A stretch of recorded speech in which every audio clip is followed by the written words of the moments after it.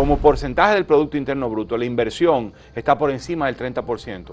Y en este gobierno también se ha mantenido estable. Cerca de la mitad del gasto público se va en servicios sociales. Sí, estamos gastando el 8% del PIB, 7 y pico, 8 y pico por ciento del PIB en servicios sociales. Al finalizar el año 2023 hay que pasar balance a la economía.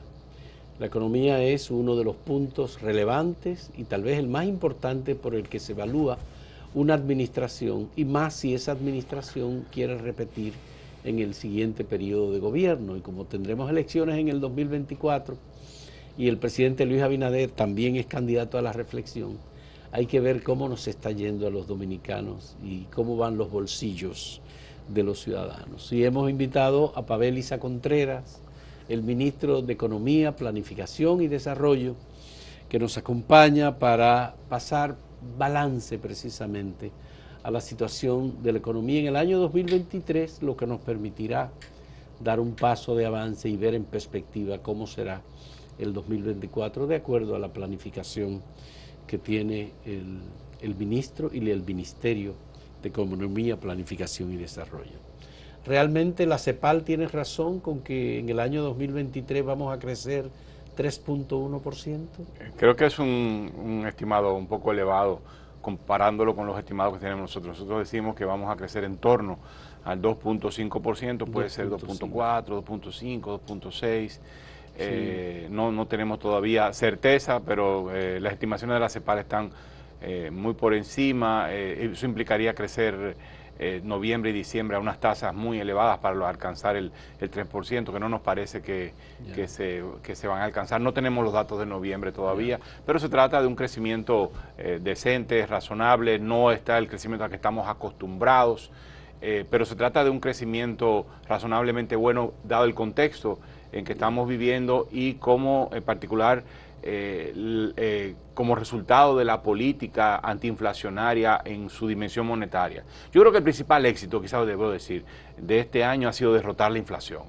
Y creo que la política antiinflacionaria fue exitosa y tuvo dos componentes, el componente de política monetaria y el componente del escudo social, de un escudo de protección social a través de los subsidios, que costó bastante dinero.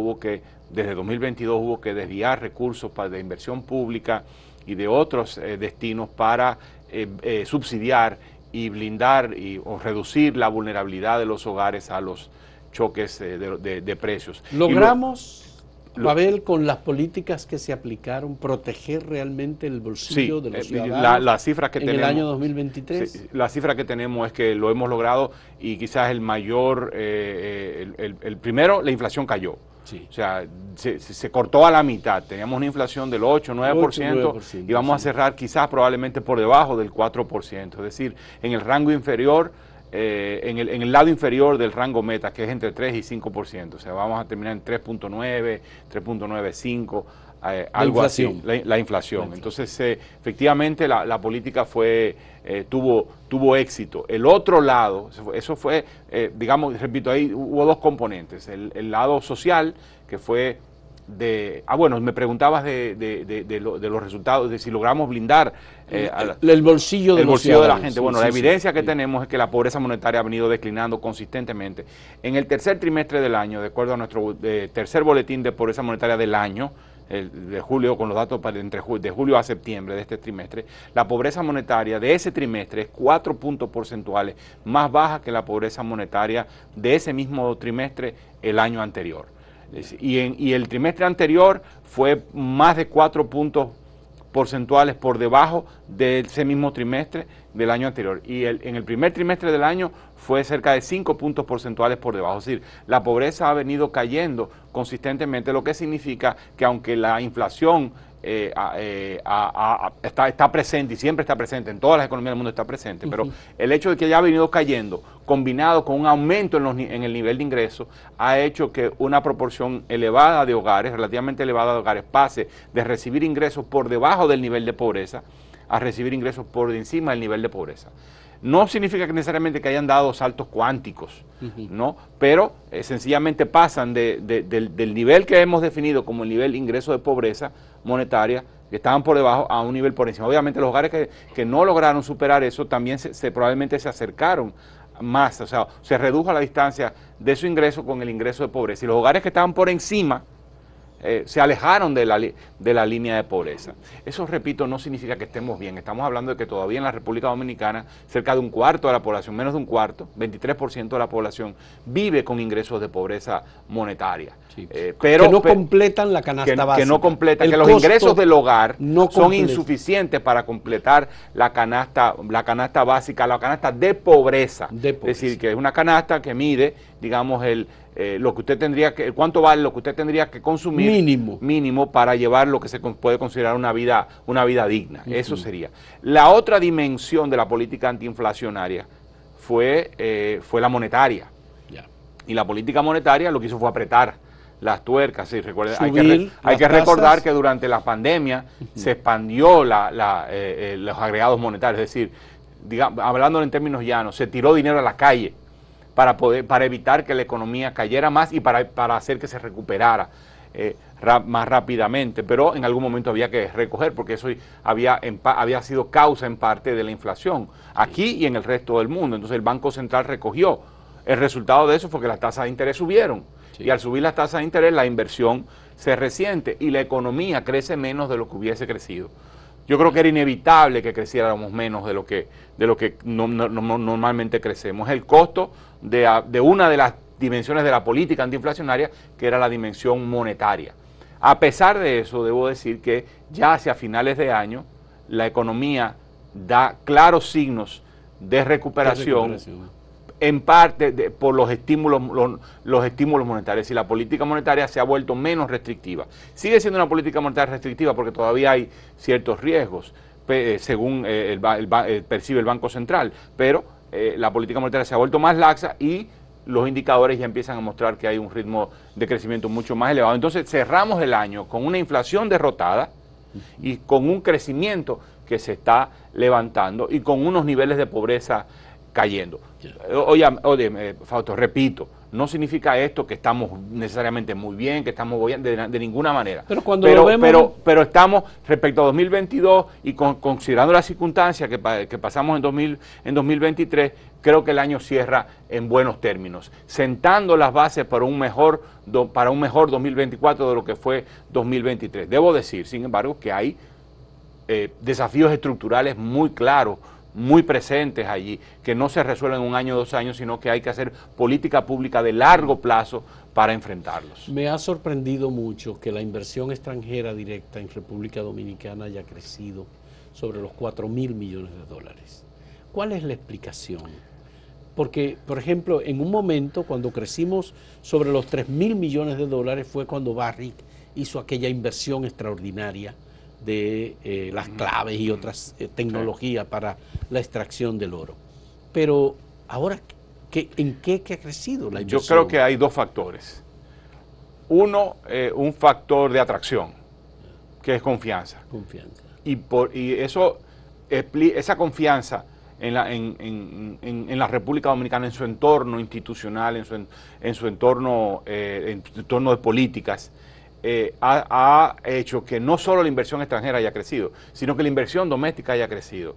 Como porcentaje del Producto Interno Bruto, la inversión está por encima del 30%. Eso no lo habíamos visto en décadas. En el periodo entre 2010 y 2019, el coeficiente de inversión, es decir, la participación de la inversión en el Producto Interno Bruto era menos del 25%. Del 21 para acá, ese coeficiente ha estado por encima del 30%. En algún momento llegó al 35%, este año bajó un poco, creo que andamos por el 32, 31%. Vamos a ver cómo cierra, eso es el contrato del primer semestre, hay que ver cómo cierra el segundo semestre. Es decir, estamos en los negocios quieren invertir porque entienden que a mediano plazo va a haber rentabilidad, va a haber beneficios, o sea, ven un escenario positivo y están invirtiendo aún en un contexto de menos crecimiento. Y eso también atrae Eso también lo están viendo los inversionistas extranjeros que han invertido no en un sector, en dos sectores, sino en un conjunto de sectores. La inversión extranjera directa no se está concentrando en un solo sector, aunque siempre sectores como el turismo explican una parte, la minería también, parte relevante. Bueno, hay una reinversión de utilidades en minería que también ayuda a elevar la inversión extranjera. El otro tema es que no hay mucho donde mirar. Es decir, hay que reconocer eso, es decir, los inversionistas extranjeros cuando están buscando dónde realizar operaciones, dónde hacer inversiones en el resto del mundo, cuando estoy hablando de los inversionistas que generalmente se ubican en los países desarrollados, que es donde está, digamos, la mayor disponibilidad de recursos para invertir, pues miran a América Latina, por ejemplo, y ven a República Dominicana como uno de los países, de los pocos países donde el entorno institucional no ofrece un riesgo significativo y donde aprecian que hay políticas que garantizan que un retorno razonablemente, en un tiempo razonable. Entonces, bueno, y hay que pensar también en que hay inversiones que están saliendo de Asia. Entonces están buscando, con liquidez en el mundo, están buscando donde invertir. Aparte de que es un contexto internacional bastante incierto. Con una situación en Estados Unidos, vienen elecciones en Estados Unidos, y buscan destinos seguros, y República Dominicana aparece como un destino seguro, si bien es un país pequeño, porque estamos hablando de unos 4.000 millones de dólares, que aunque para nosotros, 4.400 millones de dólares probablemente este año, que aunque para nosotros es un número muy significativo, en el contexto de la inversión global es un número pequeño. Muy pequeño, ciertamente. Eso es la parte de la macropolítica, pero me interesa lo siguiente. He observado que el Ministerio de Economía, Planificación y Desarrollo se ha dedicado a trabajar la microeconomía y está trabajando con las comunidades y está organizando, y hay un equipo de profesionales que trabajan con las comunidades en la zona fronteriza, en comunidades muy, muy pobres, y están viendo todos los detalles y están, incluso hasta la inversión pública está siendo decidida por comunidades. Eso es nuevo totalmente en el Ministerio de Economía. ¿Qué es lo que ha ocurrido con la planificación y el desarrollo desde el punto de vista de la economía? Bueno, lo que estamos haciendo es territorializando la política pública. ¿Qué significa eso? Significa que las políticas públicas deben responder a las realidades de los territorios. Las realidades incluyen las demandas y aspiraciones de la sociedad en los territorios, de la sociedad organizada en los territorios. De hecho, territorializar la política pública está en la ley, o sea, está en la Estrategia Nacional de Desarrollo, está en la Ley de Planificación, y entonces lo que hemos hecho es tomarnos en serio ese mandato y llevamos ese tema al plan plurianual del sector público, que es el plan de 4 años. Estamos diciendo la inversión tiene que ir a los territorios, las políticas públicas tienen que llegar a los territorios, pero para hacer políticas que satisfagan las demandas y las necesidades y se pueda aprovechar el potencial económico de cada uno de los territorios, hay que ir a los territorios, hay que dialogar con los territorios. No se trata de hacerlo desde la capital en una oficina, sino que vamos a el Cibao Norte y hacemos diálogos provinciales de desarrollo en esas 3 provincias, organizamos un diálogo regional, lo mismo hicimos en Enriquillo, organizamos diálogos provinciales, terminamos con un diálogo regional en la región Enriquillo, también lo hicimos en Yuma, con las 3 provincias de Yuma, que son la Altagracia, el Ceibo y la Romana, y cerramos con un diálogo regional. La vicepresidenta ha estado presente en todos ellos, tenemos diálogos continuos en la frontera, se desarrolló un plan estratégico para el desarrollo de la zona fronteriza que permita que la frontera deje de ser una línea simplemente divisoria entre 2 países y se reconozca que allí vive gente, que hay gente que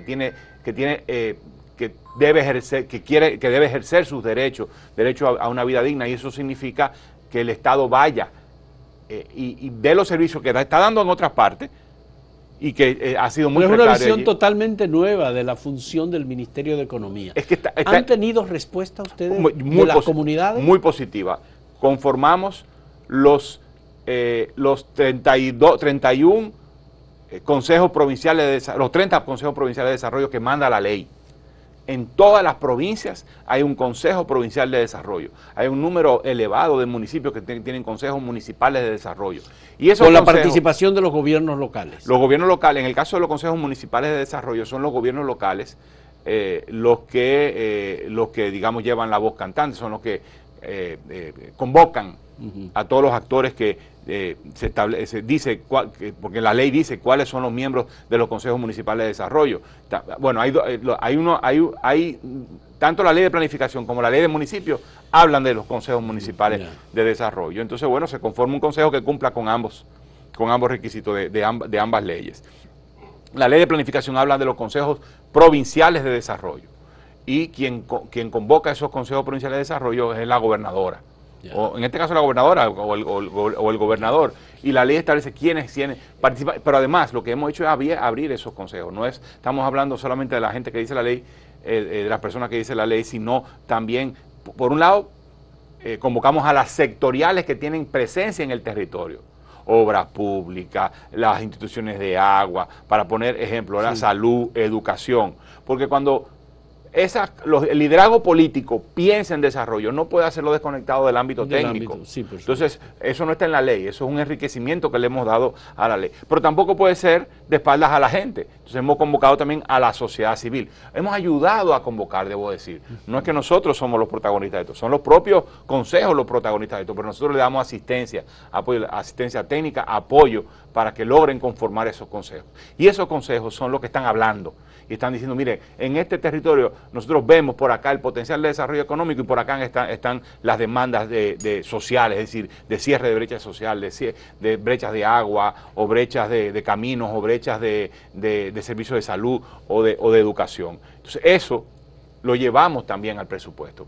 Por ejemplo, tenemos, a partir de la conformación de estos consejos, se ha montado un sistema que se llama el RUC, que es el Registro de Demandas Ciudadanas, registro de demandas ciudadanas territoriales. Es decir, es un registro donde colectamos todas las demandas de todos estos consejos, de todos estos espacios, hasta cuando el presidente va y se reúne con una junta de vecinos. Colectamos esas demandas, las montamos en el sistema y podemos ver, dime tú, cualquier pueblo que tú Peralta de Asua. Sí, Peralta de Asua. Peralta de Asua. Sí. Ok, ¿cuáles son las demandas que han salido del Consejo Provincial de Desarrollo para Peralta específicamente, o del Consejo Municipal de Desarrollo, o de cualquier reunión que se haya sostenido entre el presidente y las juntas de vecinos de ese territorio? Y la montamos en un sistema que dice cuál es la demanda, a quién corresponde satisfacer esa demanda, en qué provincia está, en qué municipio está, en qué distrito municipal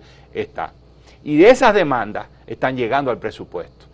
Tenemos cerca de 150 proyectos de inversión pública, del 900 en total, que están en el presupuesto de 2023, que surgen de las demandas ciudadanas territoriales. Es decir, ya esas demandas están calando y están incidiendo en el presupuesto. Normalmente tú dices, bueno, ¿y qué porcentaje de la inversión representa? Probablemente un porcentaje bajo, porque se trata de proyectos pequeños. Entonces esa es la apuesta que estamos haciendo, de concentrar la inversión de las grandes ciudades. ¿Cómo se vincula el sector privado con ese trabajo en el municipio, en la comunidad? Cuando hablamos de sociedad civil, de eso? Cuando hablamos de sociedad civil, hablamos de que también ellos, las cámaras de comercio, por ejemplo, a nivel provincial, participan de ese proceso. Cuando hablamos de un consejo municipal de desarrollo en una zona rural, pues obviamente los productores están incorporados. No significa que todos tienen el mismo nivel de activismo. Hay obviamente desniveles, hay digamos en territorios donde los productores son mucho más activos que en otros territorios y por tanto inciden más en las demandas que surgen de ese territorio. Eso en términos de la participación del sector privado o de los productores en estos consejos y en estos espacios que establecen cuáles son las prioridades que ellos entienden. Otra cosa es la vinculación del sector privado en soluciones concretas, es decir, con inversiones. Normalmente eso se ubica más al nivel nacional o en todo caso al nivel macro regional. ¿En qué medida ha crecido la inversión social del gobierno? Enfocada, digamos, en los sectores poblacionales marginados o fuera de el beneficio de la industria, del empleo. ¿En qué medida también la política social del gobierno se ha enfocado en resolver aquellos puntos en los cuales el índice de pobreza es mayor? Yo te voy a decir, el gasto social como proporción del presupuesto se ha mantenido estable a lo largo de los últimos años, y en este gobierno también se ha mantenido estable. Cerca de la mitad del gasto público se va en servicios sociales. Eso incluye educación, que se lleva la mitad de esa mitad.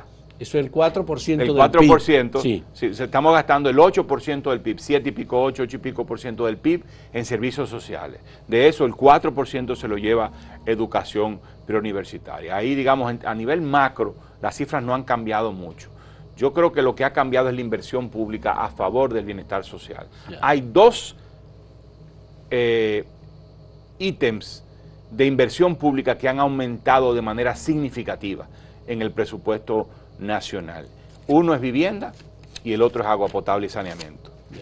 Y esos dos tienen un impacto directo en la calidad de vida de la gente, en los indicadores de pobreza no monetaria. Y ahora me muevo a otro tipo a otra dimensión, pobreza no monetaria.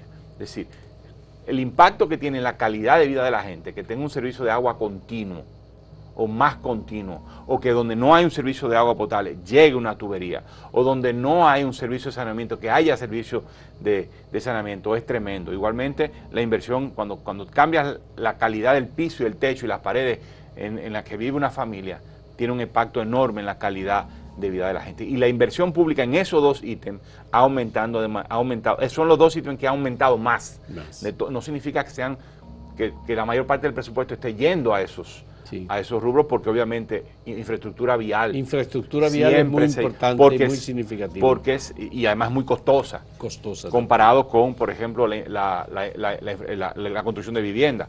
Pero los dos que más han aumentado, y por lo tanto donde se ve el énfasis del gobierno, es agua potable y saneamiento y vivienda. Bien, y estamos viendo los resultados allí. Bien, hacemos una pausa, Pavel, en este diálogo, porque me interesa continuar conversando sobre este tema de cómo el Ministerio de Economía y Planificación y cómo el gobierno, por vía de las políticas económicas y sociales, está influyendo en, digamos, eliminar muchas de las desigualdades y nivelar de algún modo el ingreso de los sectores más desfavorecidos.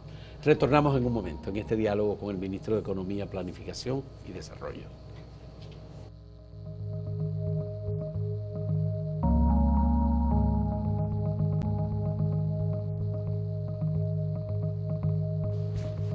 Pavel, estamos en medio de una campaña electoral, ya, aunque estamos en Navidad y todo va a ser, porque el presidente va a un proceso también de reelección.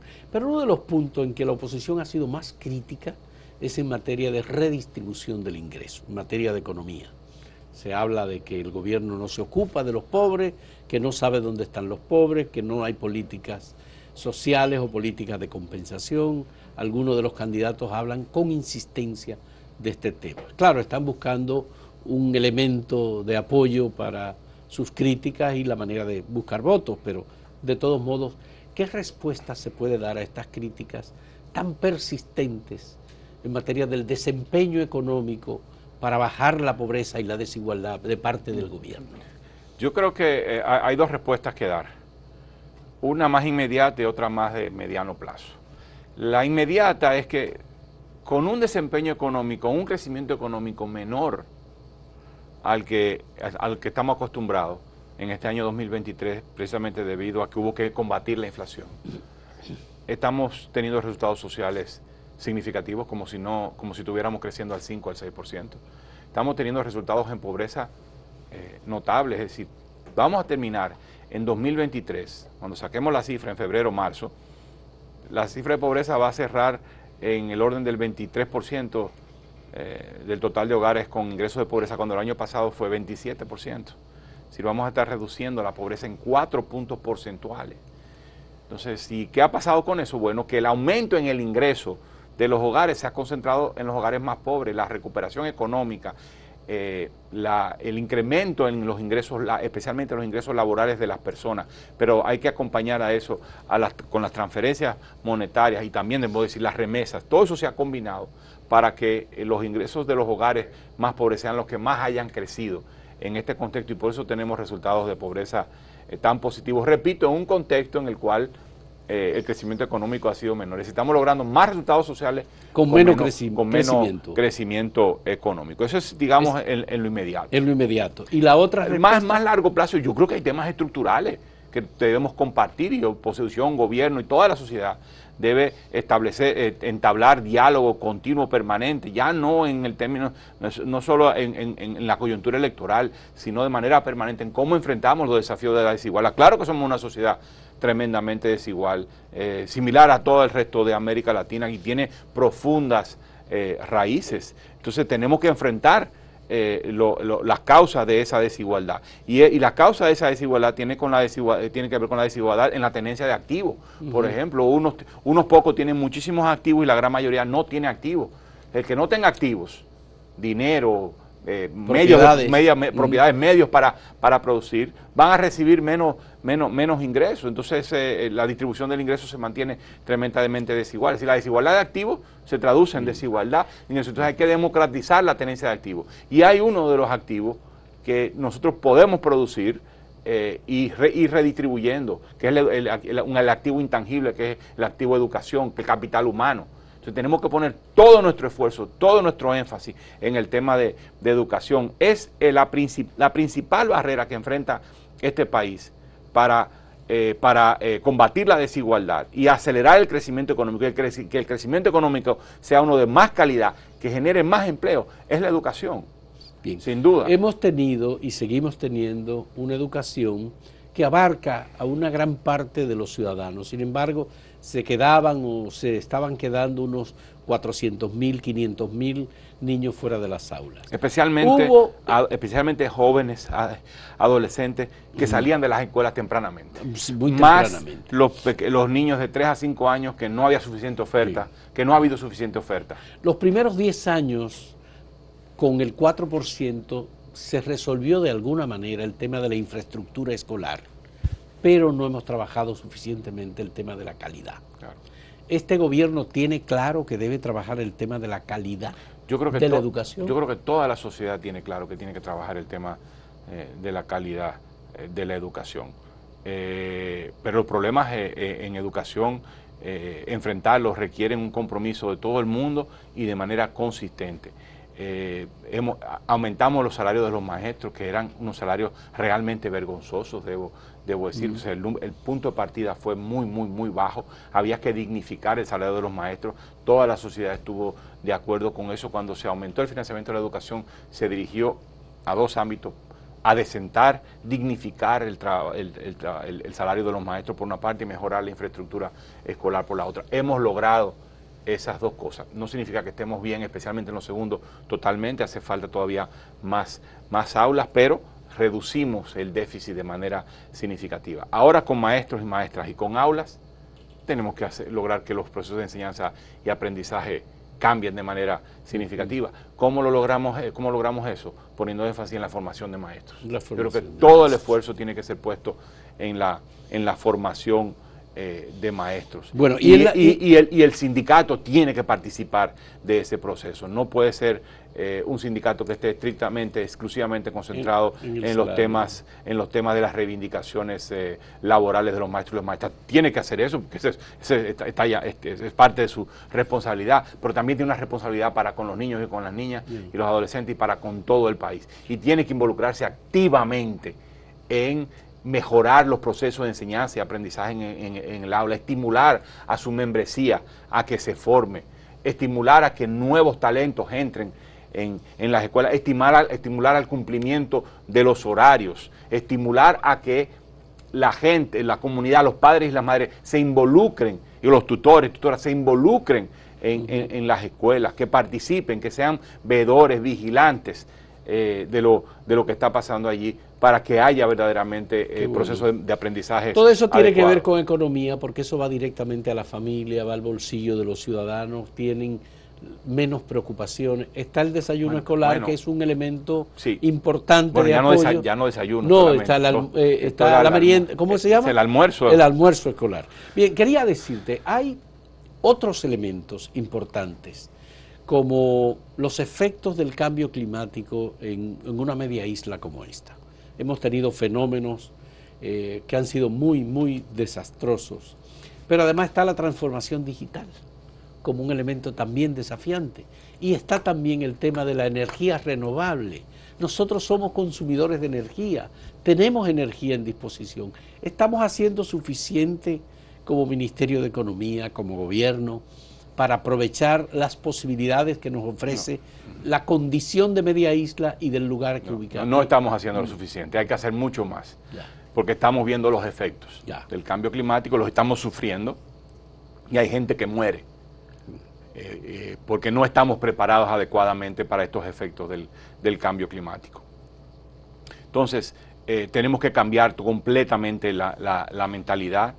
Tenemos que hacer ordenamiento territorial. Eso significa construir donde se puede construir, no construir donde no se debe construir, donde hay vulnerabilidades, donde hay zonas de influencia de ríos, y desalojar y mover a la gente, que es la parte, digamos, más difícil, de zonas de riesgo a zonas de no riesgo.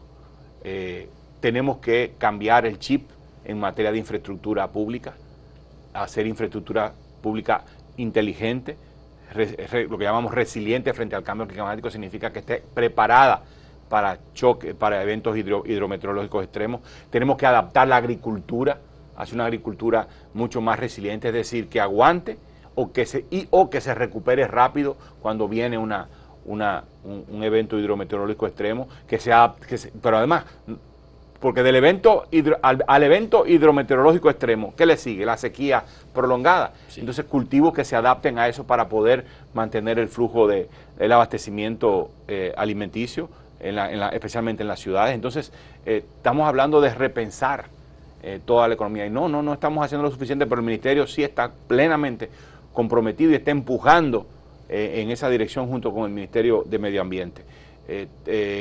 Bueno, eso es en cuanto al tema de cambio climático. En cuanto al tema de transición energética, yo creo que ahí el país está caminando bien.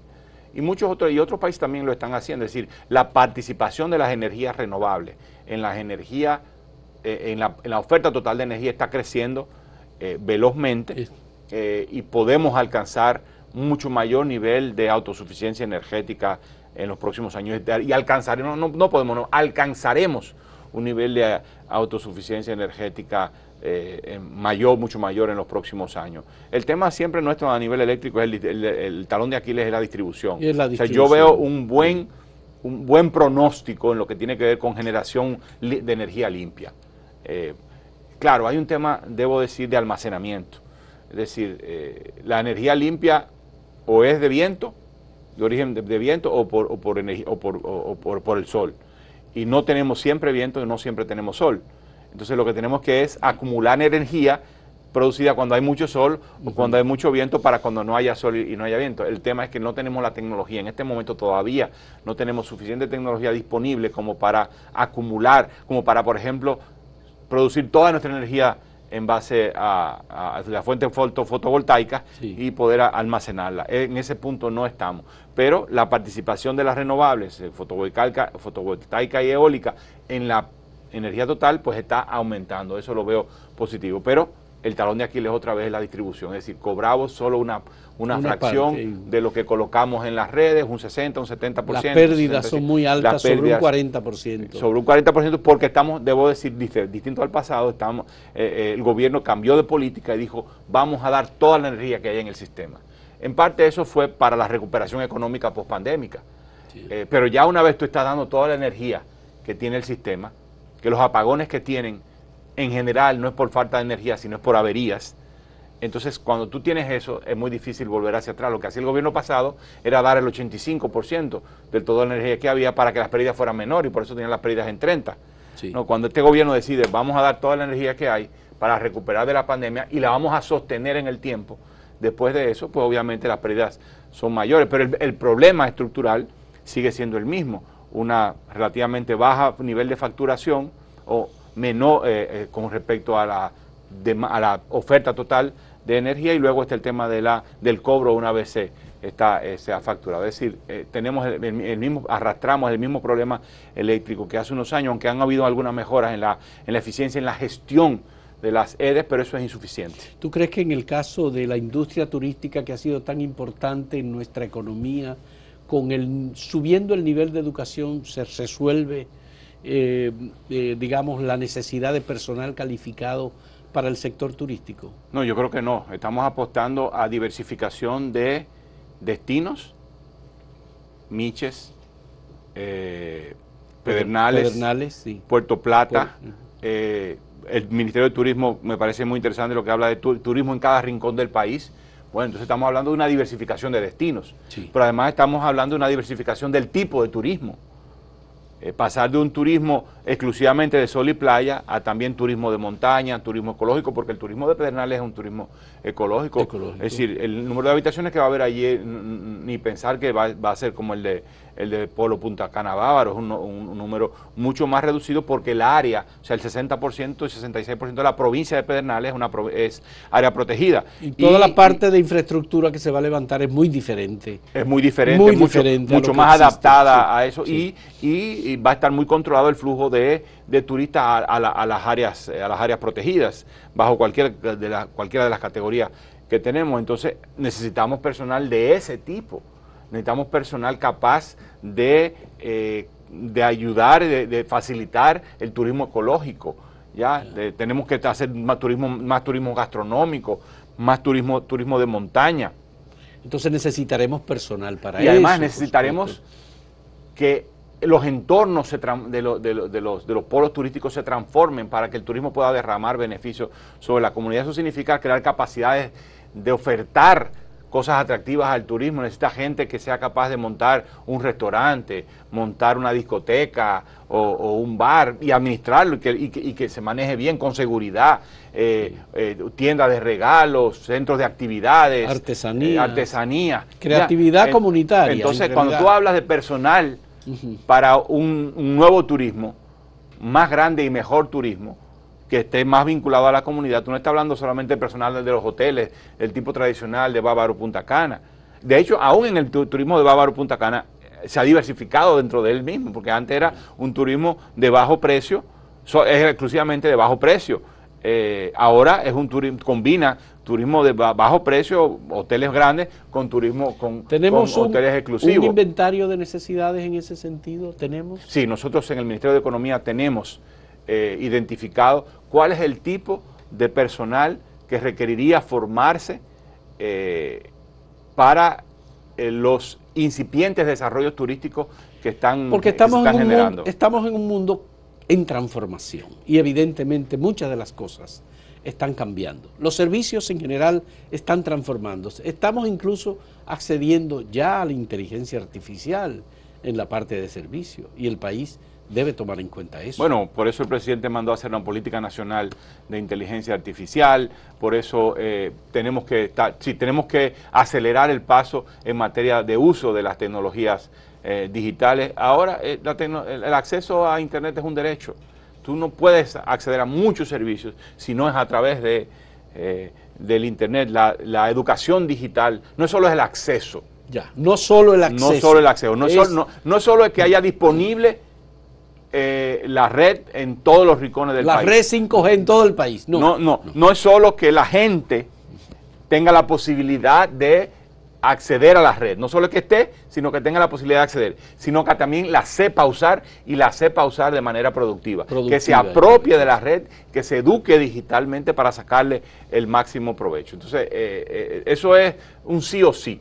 Tiene que obligatoriamente transitar ese camino. Muy bien, me alegra escuchar eso del ministro de Economía, Planificación y Desarrollo. Quiero que antes de que vayamos al último segmento, me gustaría oír tu punto de vista sobre el tema del salario, que sigue siendo un elemento de preocupación del gobierno. He escuchado otros economistas que dicen que seguimos teniendo unos salarios muy deprimidos en relación con el crecimiento de nuestra economía y que desde el gobierno de Antonio Guzmán aquí no se produce un aumento general de salarios. No se ha producido. Se producen aumentos sectoriales, salarios mínimos. Eso es lo único que se aumenta. Pero, salarios mínimos. Salarios mínimos. Bueno, hay un debate de si tú tienes posibilidades legales de hacer aumento general de salario, que no sea a través de algún tipo de ley, algún tipo de iniciativa legislativa, pero yo creo que los aumentos mínimos de salario juegan un rol en esa misma dirección, aunque no haya un aumento general de salario. Yo pienso que desde el año 2017, todos los aumentos de salario que han habido en la República Dominicana han sido aumentos de salario por encima de la inflación. Hasta el 2017, cuando tú ves cómo se habían comportado los aumentos de salario, lo único que hacían eran compensar la inflación pasada. Yeah. Es decir, si en los últimos 2 años... Era llevarlo al nivel de inflación, agregarle el nivel de inflación. Compensar por el nivel de inflación previo. Sí. Y entonces cuando tú veías la gráfica del salario real, del poder de compra del salario mínimo, tú veías que era así, continuo, era como un serrucho, ¿no? Sí. Es decir, se deterioraba por la inflación y luego subía cuando había aumento del salario mínimo, continuaba la inflación y se deterioraba y otra vez subía cuando había aumento del salario mínimo. Desde 2017 en adelante, pero especialmente en este gobierno, los 4 aumentos de salario, momentos en que ha habido, 4 o 5 momentos en que ha habido aumento de salario, de los salarios mínimos. De los salarios mínimos, sí. Estos han sido superior a la inflación. Yeah. Es decir, yo pienso que estamos caminando un camino distinto al que caminamos en el pasado en materia salarial. Lo que pasa es que las necesidades son muy grandes. El ingreso del hogar, en este momento, el ingreso promedio del hogar permite, según estimaciones que dimos a conocer hace un par de semanas en la prensa, permite cubrir el 81% de la canasta promedio que se consume en la República Dominicana. No la canasta de pobreza. No la canasta de pobreza, ni canasta básica. Sino la canasta promedio. Hay una canasta promedio ya. Que se calcula el Banco Central continuamente. Entonces, el salario de los ingresos del hogar permiten alcanzar un 81% de esa canasta. De esa canasta. Entonces, es insuficiente. Ya es insuficiente. Hoy sale la información de que la canasta estaría en unos 44,000 pesos. Si es así, entonces probablemente la canasta, el ingreso promedio del hogar está alcanzando para unos 36,000 pesos. Probablemente. Entonces tienes una brecha que promedio, obviamente muchos hogares están por encima y otros hogares están por debajo. Muy bien. Hacemos una última pausa en este diálogo con Pavel Issa Contreras, ministro de Economía, Planificación y Desarrollo.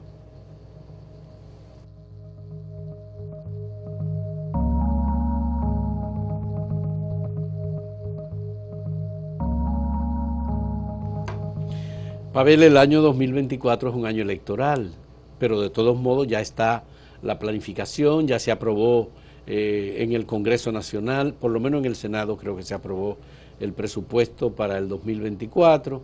Me gustaría oír tu perspectiva en materia de economía. CEPAL dijo que íbamos a crecer un 4,1%.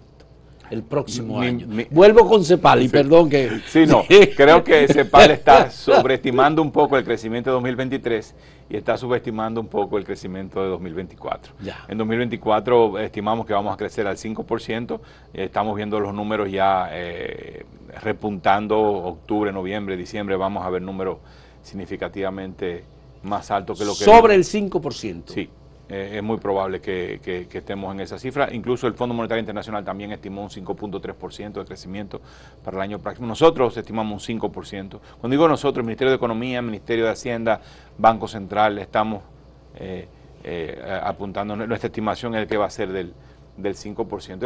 El año 2024 va a ser un año económicamente más positivo que en 2023, porque ya tenemos la inflación controlada y no se ve riesgos de brotes inflacionarios a nivel internacional que como pasó en 2021 y 2022 y por lo tanto la presión, o sea, las ganancias que vamos a tener por el lado del crecimiento y del ingreso laboral de los hogares no se lo va a comer la inflación. Ya.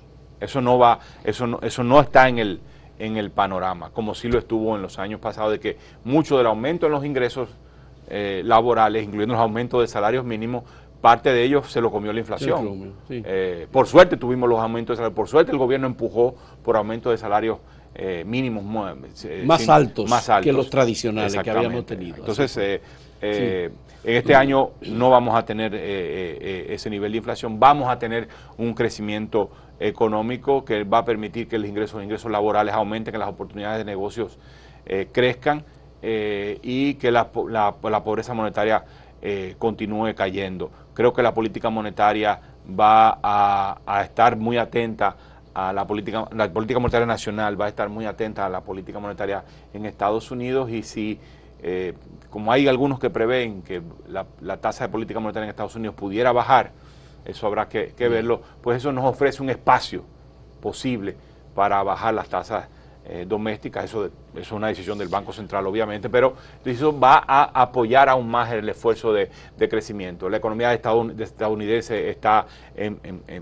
saludable, se ve un crecimiento bastante más alto de lo que se preveía, el desempleo está muy bajo, las remesas van a seguir creciendo. Nuestra preocupación no es macroeconómica, no es el año que viene, nuestra preocupación es más estructural, es más de largo plazo.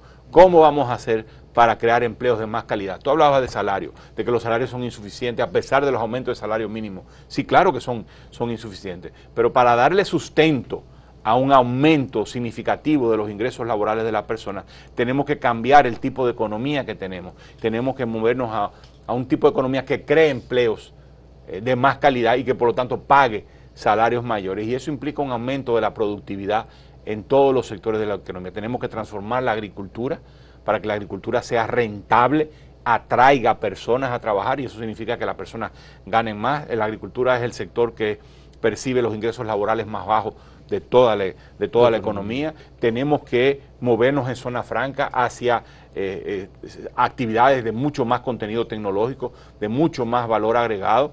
Hemos transitado ese camino de forma lenta a lo largo de los últimos 20 años, cuando pasamos desde coser ropa a fabricar dispositivos médicos y artefactos eléctricos, productos electrónicos, pero bueno, hay que acelerar ese paso. No puede dejarse solamente a que sean las empresas las que, reubicándose, decidan. También nosotros tenemos que crear las condiciones para que ellas vengan, y las condiciones las creamos cuando formamos la gente, los tecnólogos, las personas con destrezas para emplearse en actividades que demandan de ese tipo de capacidades y que pagan mejores salarios. Igual pasa con la industria nacional. Tenemos que movernos hacia una industria nacional que produzca productos de más calidad si lo que queremos es exportar, y eso va a permitir y poder competir, especialmente en el entorno regional, que es donde, digamos, la industria nacional y la agricultura tienen mayor vocación de internacionalización, más allá del banano y del cacao, que ya son, digamos, productos globales. Y el tema del déficit para el 2024. Me gustaría oír tu punto. Nosotros preveemos que el déficit en 2024 va a ser del 3.1, equivalente al 3.1% del PIB. No va a ser muy distinto a este año. Creo que en 2022, 2023 ha sido una proeza mantener el déficit a raya. Yo creo que ha sido una gran labor de la política fiscal, que en un contexto de tantos subsidios para contener los efectos de la inflación, especialmente en el sector eléctrico y en los combustibles, pero también en algunos alimentos, que hayamos logrado mantener ese nivel de déficit, que al final va a terminar siendo de en este año 3.3% del PIB este año. Entonces, lograr el año que viene reducirlo a 3.1%, creo que es perfectamente razonable. En un contexto como ese nos ha mejorado la calificación de riesgo. Sí, de riesgo. Entonces, de hecho, los calificadores de riesgo están viendo en el país que lo está haciendo bastante bien, pero otra vez, eso es insuficiente. Tenemos que movernos hacia un déficit aún menor, pero no puede ser solo a base de contraer el gasto, porque no le puedes pedir a esta economía que contraiga el gasto. Eso significa contraer los servicios, las inversiones en agua potable y saneamiento, las inversiones en infraestructura vial, las inversiones en salud. Entonces, hay que seguir endeudándose, entonces. Bueno, hay que aumentar los ingresos tributarios eventualmente. No estoy diciendo que va a suceder 2024, 2025, pero necesitamos dotar al Estado de la capacidad para que dé respuesta a los desafíos del desarrollo, a lo que la gente necesite. Eso significa elevar su capacidad recaudatoria. Habrá que Parece ser que todo el mundo está convencido de la necesidad de una reforma integral en el ámbito fiscal. Para poder... ¿Ustedes tienen algún proyecto, tienen algunas ideas? ¿Han discutido cuáles son los renglones, por dónde se podría aumentar los ingresos del Estado? Yo creo que las opciones están bastante claras y todo el mundo las maneja. No creo que haya nada nuevo. Pero no es lo mismo que los economistas independientes la manejen a que el ministro de Economía nos diga más o menos. Bueno, no tenemos ninguna, no hay un proyecto. No hay un proyecto en ese sentido. Hubo un trabajo previo que se hizo en 2021, 2022, se avanzó en esa dirección, pero el presidente decidió no continuar en ese proceso porque las condiciones no estaban dadas para empujar una transformación, la transformación tributaria que él mismo ha dicho Sí. que es indispensable y que creo que la sociedad lo entiende. Entonces, ¿cómo se sostiene el déficit? Con endeudamiento. Con endeudamiento. Solo que como el déficit se mantiene bajo control, también el crecimiento de la deuda se mantiene bajo control. Entonces, por eso tú ves que a pesar de que hay déficit y hay endeudamiento, el peso de esa deuda en el Producto Interno Bruto va cayendo porque la economía a largo plazo ha venido creciendo más de lo que ha venido creciendo la deuda y gracias a que el déficit se ha mantenido bajo control. Hay un déficit, pero se mantiene bajo control. Y de hecho, lo que más preocupa, que es el pago de intereses con respecto a las recaudaciones tributarias, también se ha mantenido relativamente estable, con un poco crecimiento, 21-22% de cada peso, de cada 100 pesos que se recaudan, 21-22 pesos se destinan al pago de intereses. Ese es un dato que preocupa y que nos debe ocupar, y que nos está ocupando, pero es un dato que se ha mantenido estable. A pesar de que se dice, que el país se está endeudando mucho, es cierto, y yo creo que debíamos de endeudarnos menos y tener un déficit fiscal más bajo, pero no por el lado de contraer el gasto público. Durante mucho tiempo yo escuché una consigna prácticamente en el sector privado: tenemos que mejorar la calidad del gasto. Sí. ¿Qué respuesta tú das a quienes hablaban de eso y siguen hablando todavía? Yo creo que se ha mejorado la calidad del gasto porque cuando tú enfrentas la corrupción de la manera en que lo ha hecho el gobierno, creo que estás enfrentando la fuente más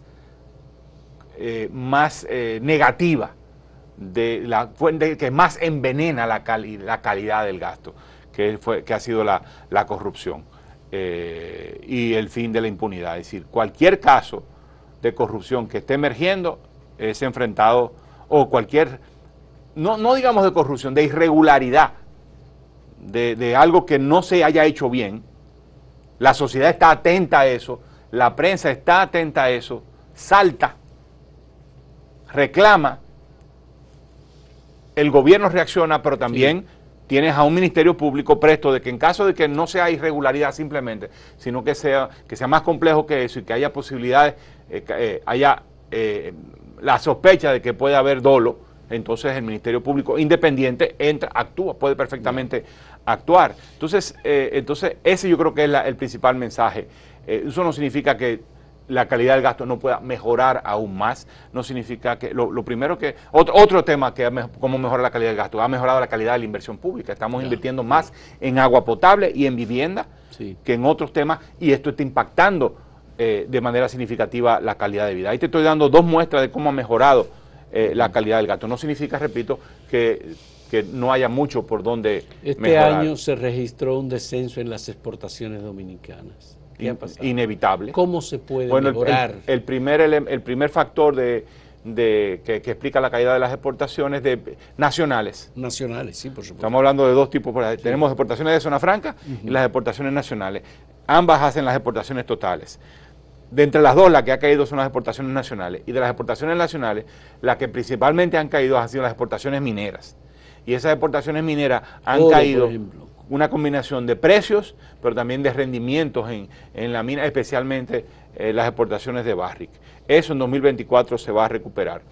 Estamos ahora con los precios más altos de la onza de oro. Ahora 2020, lo que se resta de 2023 y 2024 vamos a ver exportaciones mineras más acrecentadas que en el pasado. Ahora las no mineras también se han reducido, no tanto como las mineras, se han reducido un poco. Pero bueno, era difícil en un contexto de bajo crecimiento global que pudiéramos exportar mucho más.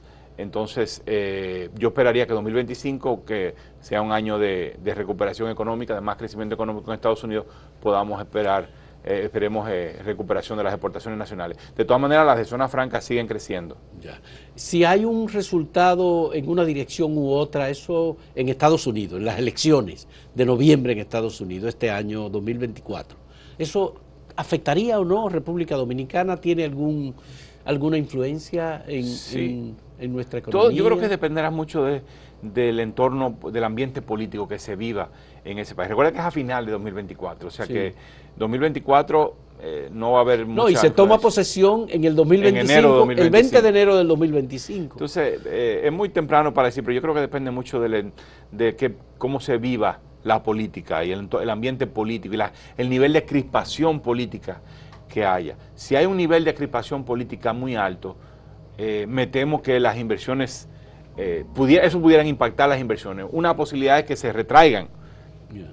Otra posibilidad es que no se retraigan, sino que salgan. Que salgan, sí. Buscando destino más, Sí.